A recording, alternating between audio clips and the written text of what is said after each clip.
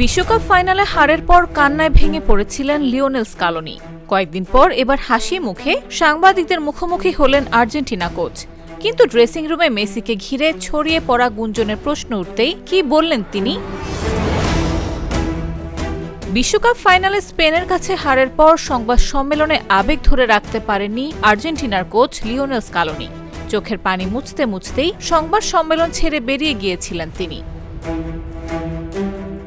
তবে এবার নিজের শহর পুজাতোতে ফেরার পথে সাংবাদিকদের সামনে দেখা গেল সম্পূর্ণ ভিন্ন এক স্কালোনিকে। মুখে হাসি, কণ্ঠে আত্মবিশ্বাস। গাড়ি থামাতে সাংবাদিকরা ঘিরে ধরেন তাকে। প্রথম প্রশ্নই ছিল ফাইনালের আগে ড্রেসিং রুমে লিওনেল মেসির বক্তব্যকে ঘিরে ছড়িয়ে পড়া নানা গুঞ্জন নিয়ে।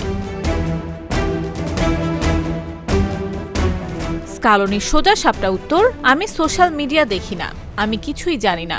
আপনারা কি বলছেন সে সম্পর্কেও আমার কোনো ধারণা নেই। এরপর জানতে চাওয়া হয়, দলের ভেতরে কি কোনো বিভক্তি বা অন্তর্দ্বন্দ্ব ছিল?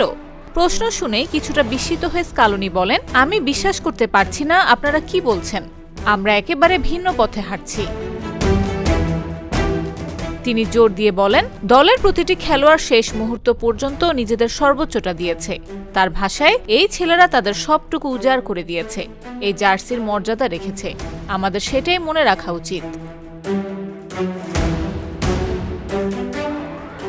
ড্রেসিং রুম বিতর্ক, মেসিকে ঘিরে গুঞ্জন কিংবা ভিসা ইস্যু, কোনো বিষয়েই বিতর্কে জড়াতে চাননি লিওনেল স্কালোনি।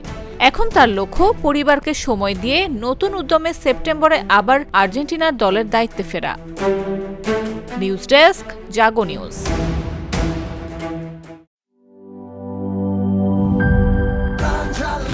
প্রাণ ঝালমুড়ি, এই ঝাল সেই ঝাল।